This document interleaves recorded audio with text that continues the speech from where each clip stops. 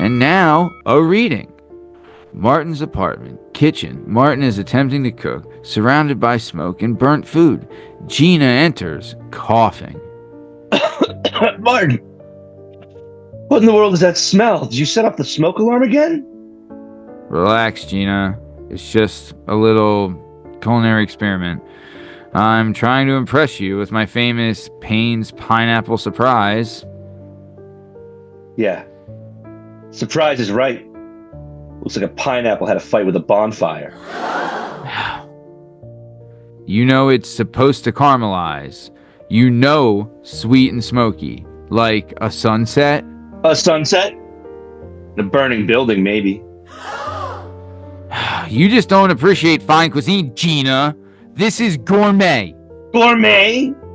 Martin, the fire department's going to be here any minute, and you're calling burnt pineapple gourmet? Okay, maybe it's a little overdone, but the flavor is there. It's a little smoky flavor. You know what? I think I'll just order a pizza. And scene.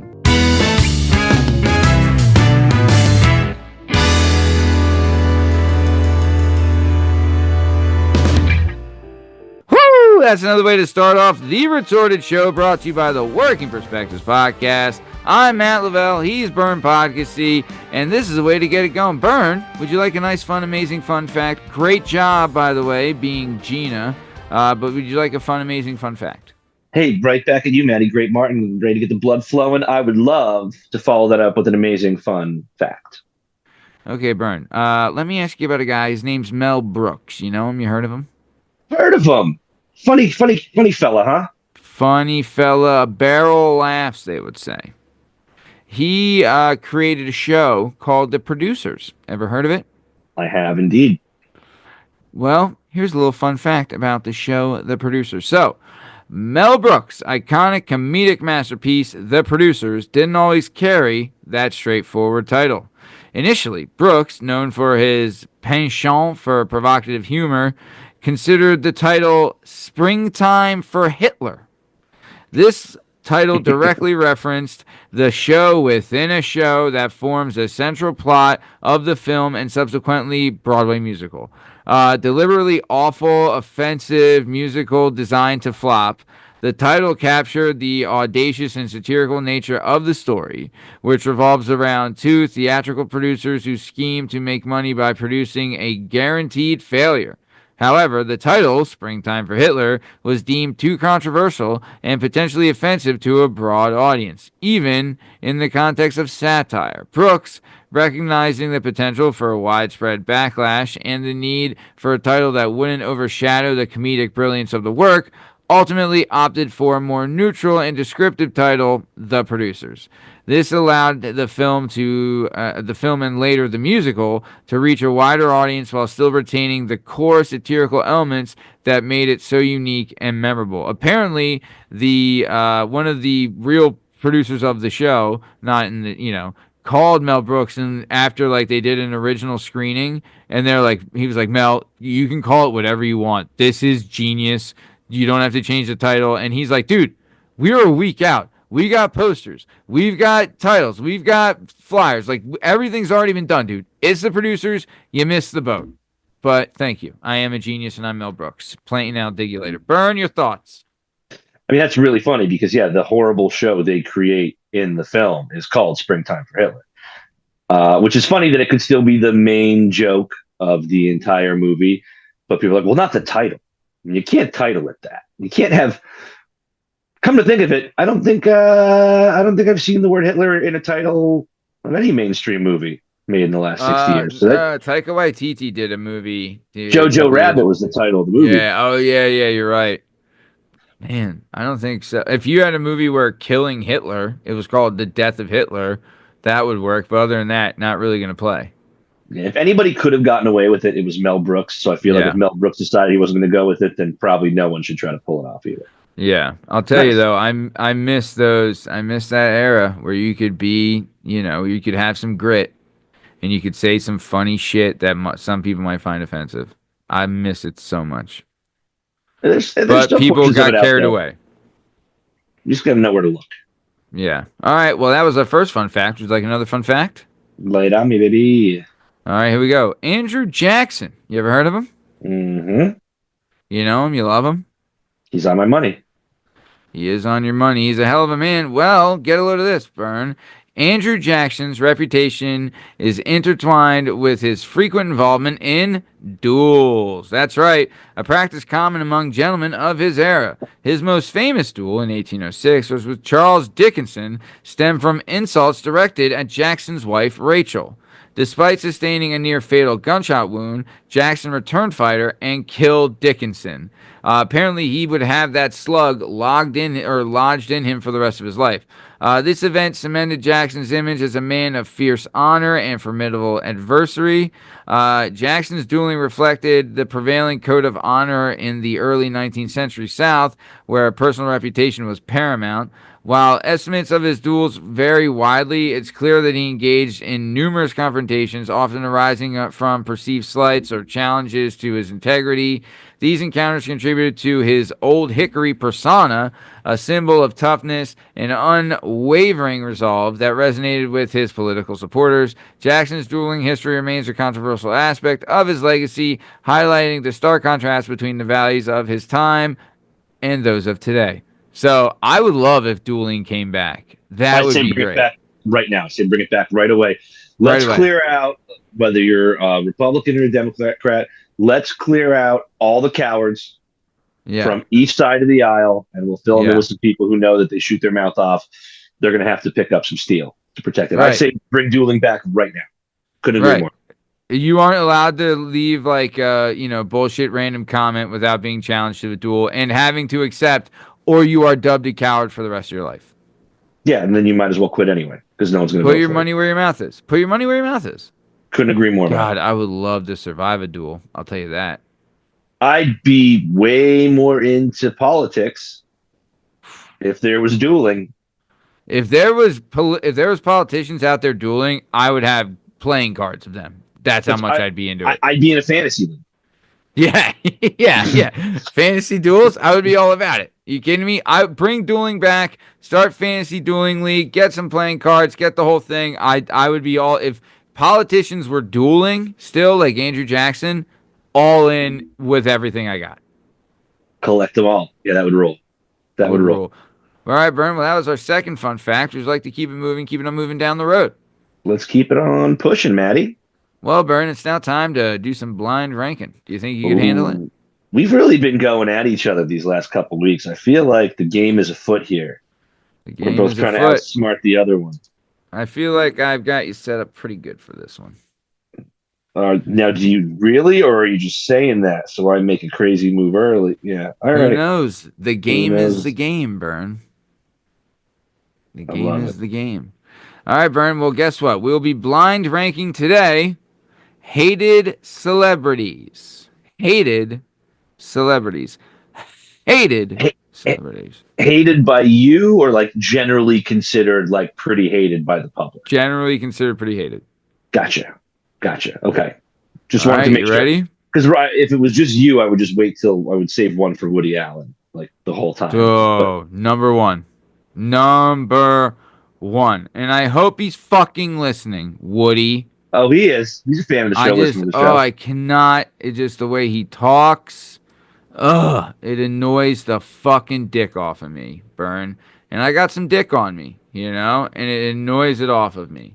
All the dick I have on me, which isn't a ton, admittedly, but it's a special one, or a unique one, we'll say. I won't say special, but it's all annoyed off of me. I cannot. The voice, the whininess, his content, too goddamn whiny. Be a man, shut up. Either way, he would be my number one, but he's not on the list, Bern. Would you like to know who is? If you had to watch a Woody Allen film festival, would you end up circumcised by the end? Yeah, probably. I think so. All Yeah. right. If my options were a Woody Allen film festival or circumcision, No. get I'm out the saying snippers, Daddy. Get out the snippers. I'm saying that part of your dick would be annoyed right off. Like by the end of it, Oh, you'd it'd be be like, "Oh my annoyed god, right off, dude. Right off. Where'd my helmet go?" All right, Yeah. we're bird walking on Here your we dick. go.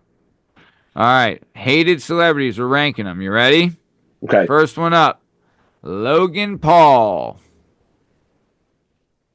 Uh, just to clarify, Logan Paul is the wrestler or the boxer? He's done both, but he's But, in WWE now. It's not okay. Jake's the boxer. Logan's the Jake's the one who wrestler. fought Tyson, right? Correct. Logan's the one who fought Mayweather. Yeah. Uh, And he has I mean, Prime. yeah, I don't care for him, but I feel like they've rehabilitated their image a little bit since the whole Japanese like suicide hanging force thing. I'm gonna put Logan Paul at 4. Ooh, four. Okay. Next one, Oprah. But one is most hated, five is least hated. Yeah. Oprah's an easy 5 for me. I don't know. I feel like I don't hear a lot of people talking that much guff on Oprah. Here we She's go. kind of out of the mix. Was that your Yep. setup? I don't know. Donnie T, old Trump daddy.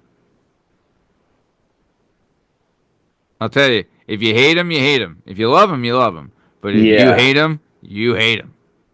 And I don't, I mean, I have no opinion either way. I'm gonna put Trumpy for that reason. I'm gonna put him at 2. I'm gonna put him at 2. All right. So you got one and What? three left. You Yep, ready? I'm ready. Next up, Kim Kardashian. Kim Kardashian.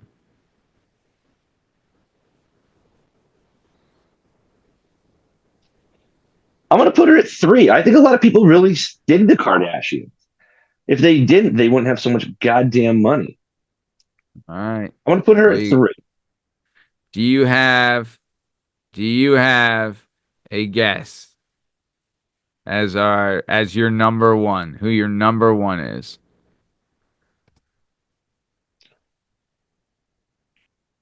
I mean, people seem to really be mad at Blake Lively. I don't know, was it Blake Lively? No. Why would anyone be mad at Blake Lively? There was a whole thing that happened. I don't really know about it, but there's now a documentary about. She did a movie with some guy and Oh accused yeah, I this went and guy saw it. and This stuff. fucking And man-hating then bullshit. Yeah. I don't know. I don't know much about it. I just know that there's been a lot of backlash towards her recently. Well, Burn, this guy constantly lives with backlash, and I'm talking about Yeezy himself, Mr. Kanye West. That's your number one. I kind of buy that. I think Kanye has pissed off Yeah, he pissed like off both pretty sides of the much fence. every both sides of the fence, and he's like Yeah, into the because Nazi Trump stuff. only pissed off one side of the fence, but he pissed him off hard. But Kanye pissed off both sides. Yeah. All right. So my blind ranking of most hated celebrities, I have number 1, Kanye West. Number 2, Donald J. Trump. Number 3, Kim Kardashian. Number 4, Logan Paul. And number 5, Oprah. You I said think it, that Daddy. I think that works for me. I feel pretty good Pretty about that good. one. Pretty Yeah. good. Yeah, I think that makes Pretty sense. good. All right, Burn. Well, that's our blind ranking. Would you like to move on down? Move on down. Want to? He's on down. He's on down the road. Can't wait. Can't wait to get into a little tete-a-tete, little debate. Tete-a-tete, daddy. Tete and a-tete. Okay, so here we go. Right now, we'll be doing the yuppie or blue collar segment. We're battling for the blue collar on this show, and we got a couple things we're talking about. First thing we're talking about, Burn, you know what we're talking about? What are we talking about, Matt? Talking about getting behind the wheel and making left turns all day, daddy. We talking Oh, about racing. Rubbing is racing. rubbing is racing, baby. Rubbing is racing. One of the things that you brought up that's been happening a lot lately with the Netflix series and things like that is that auto racing is getting yup the hell out. You look at Formula One, you look at all those big money, it's all a bunch of noodles in cars thinking they're cool because they can drive fast, but they still ain't got no schwanz, right? So the origins of auto racing in America especially, I mean, it's all blue collar, daddy. It's all blue collar back home, loving it up. What are It's your bootlegging, thoughts on baby. this? It's It's bootlegging. bootlegging. What are your I mean, thoughts, Burn? yeah. So, like, generally speaking, modern General NASCAR. Lee. Nice, dude. Yeah, Nice. yeah, pretty good. Um, NASCAR, which was born from bootlegging, essentially. It was about getting in your Yeah, car, yep, it's about souping it up, it's about driving it real fast down windy country roads to try to beat the law, to get your moon, get your shine from one county to the next.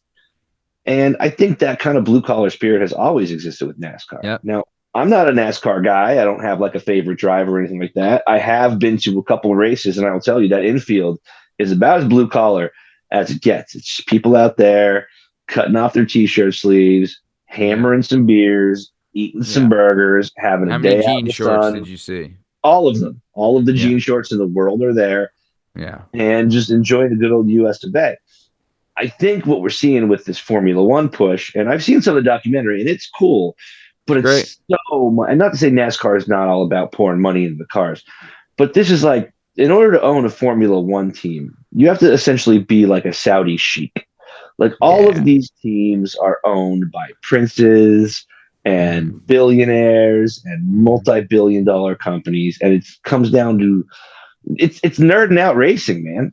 I mean, the whole thing is just like it doesn't have that kind of outlaw rebel appeal. It's all about who spends the most money on their car, and then whoever does Yeah. that wins in Formula One every time. Yeah. It's a bummer. It is. But Bern, can I tell you how I feel? Sure, All right. Auto racing, at its core, is a blue collar sport. From grease stained hands of the pit crews to the drivers who often rise from humble beginnings, it embodies the spirit of hard work and grit. It's a world where mechanical skill and raw determination are paramount, where victories are forged in the garage as much as on the track. The roar of the engines, the smell of burning rubber, and the sight of skilled mechanics working against the clock. These are the sights and sounds of blue collar passion, Daddy. Racing isn't about fancy suits and boardroom deals, it's about pushing machines and human endurance to their limits. It's about the thrill of competition, the camaraderie of the crew, and the raw, unadulterated passion for speed. Auto racing is the blue collar symphony of horsepower and human spirit, and by God, it's America. America. there's a guy, and I forget who it was. I saw this video not long ago. He essentially just rode the wall for like half of the track, all the way Yeah. around a NASCAR race. Yeah. Car like sparking up, going crazy, but he had found an angle in a lane there, and he says to his pit crew, and it's recorded. I'll tell you what I'm gonna do right now. I'm paraphrasing. I'm gonna put my foot on the floor, and I'm not stopping until I see a checkered flag or the pearly gates.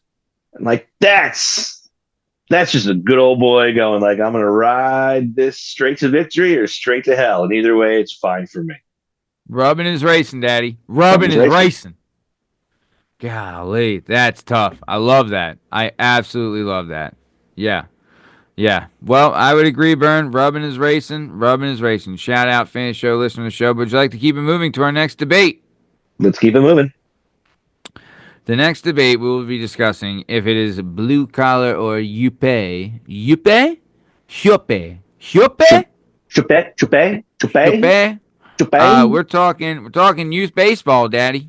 Ooh. Youth baseball particularly because I mean, dude, back in the day, if you played little league, it was great, right? And every coach got a bag. In that bag, it had like 5 or 6 helmets, a handful of bats, a couple of old balls, and an extra glove or two, and that's it.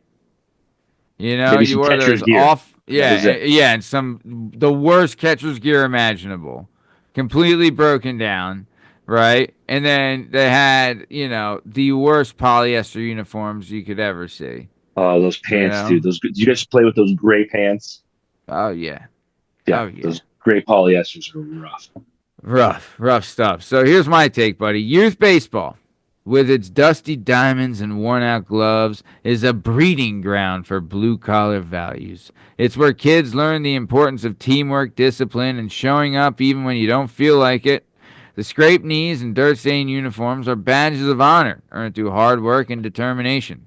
Parents, often working long hours themselves, dedicate their evenings and weekends to coaching, driving, and cheering from the sidelines.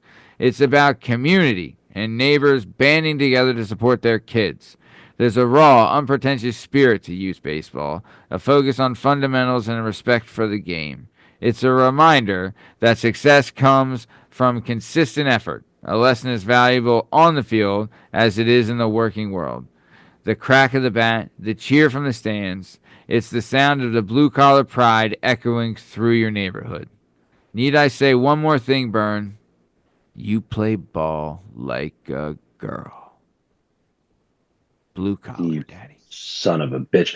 I'll tell you what, that comment would have got you socked right in the nose at the 44th Little League Oh, circa that's a 1989. skit now, right? Imagine if you did that skit, like if you're, you had like a show or whatever, and you did puss eater, you eat Wheaties with your mama's toe jam, and you like it, right? Like you went back and forth, whole thing, and then you got one guy, I got him, boys. You play ball like a girl, bro. I mean, Hands. Hands. just watch the hate fly. And a parent would probably, dude, that's a great SNL skit doing that, you know? Like, what would happen if you did that? Because, dude, that was the best line. Oh, Oh, the yeah. best.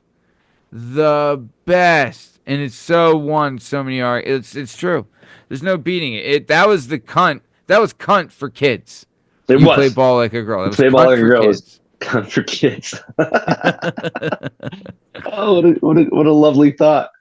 It's true. Um, yeah, I agree. And I think what we're running into here is the roots of baseball are always blue collar. And my son's he just turned 8. He hasn't gotten into baseball yet.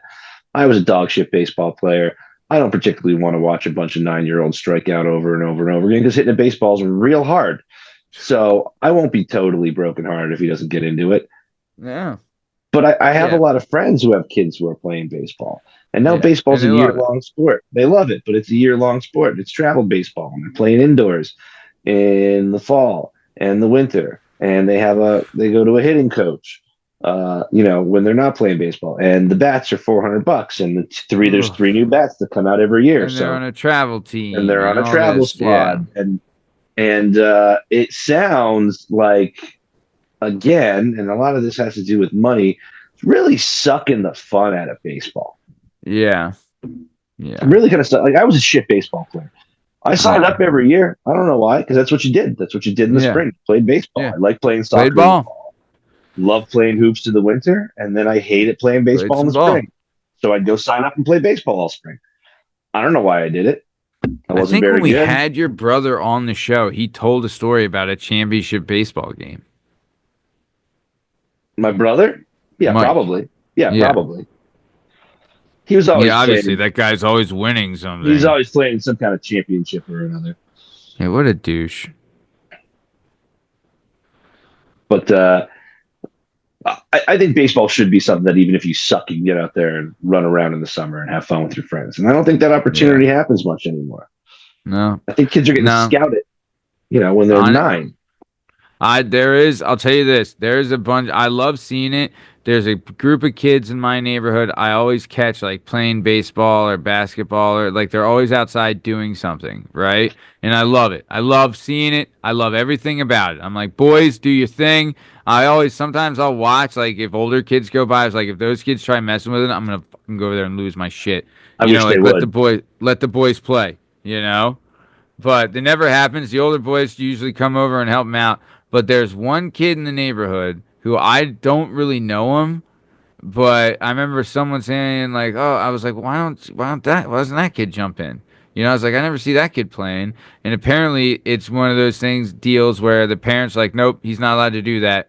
We're saving his arm. He's not allowed to use it for anything other than baseball." And I'm like, the kid is Oh, in like, I think he's in like ninth grade or something, and it's been no happening fun. for like 2 years. I was like, dude, you just ruined If you wanted your kid to make the pros, you just ruined it. Yeah.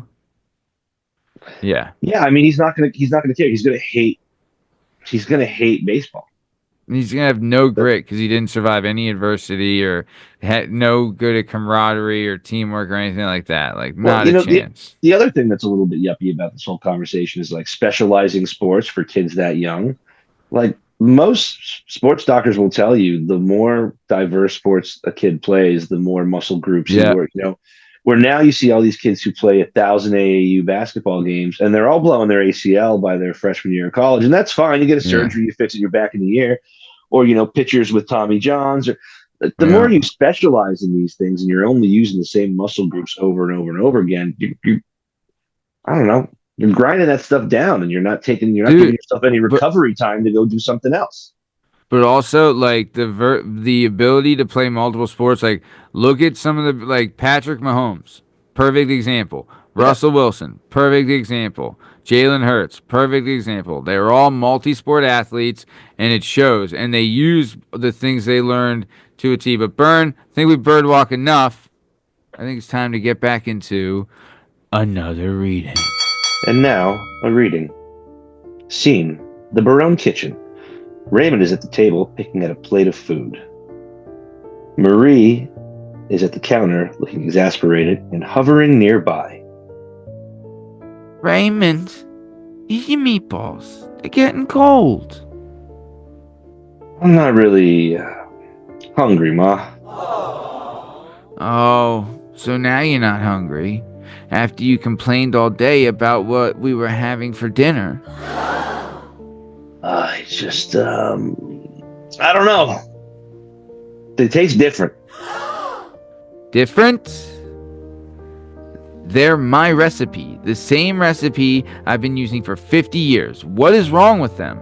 They taste, herby. Herby? They're meatballs, Raymond. They're supposed to have herbs. I used a pinch of oregano. Yeah, pinch of the whole oregano bush. Just eat them. You're making a big deal out of nothing. It's not nothing. My taste buds are very sensitive. They're like flavor antennas. And all they're picking up is oregano. See, you're just being difficult. You've always been a picky eater. You know what? Just eat them, Raymond, or don't. I don't care. I'm going to hide in the laundry room. And scene. Woo! That was another reading from Everybody Loves Raymond. And this has been another episode of the Working Perspectives Podcast presents The Retorted Show. I'm Matt Lavelle. He's Burn Podcasty. And in case you're wondering, you can find all our stuff and all our content on all podcast platforms and YouTube at Working Perspectives Podcast. You have us on Instagram at Working Perspectives Podcast. Join us on Twitter and TikTok at Working Peak Pod. And if you'd like to be a guest on the show, please email us at wordperspectives@gmail.com. And please like and subscribe. We'll keep bringing you this incredible content. Thank you so much. We can't do without you, and we love you. Thanks. See ya!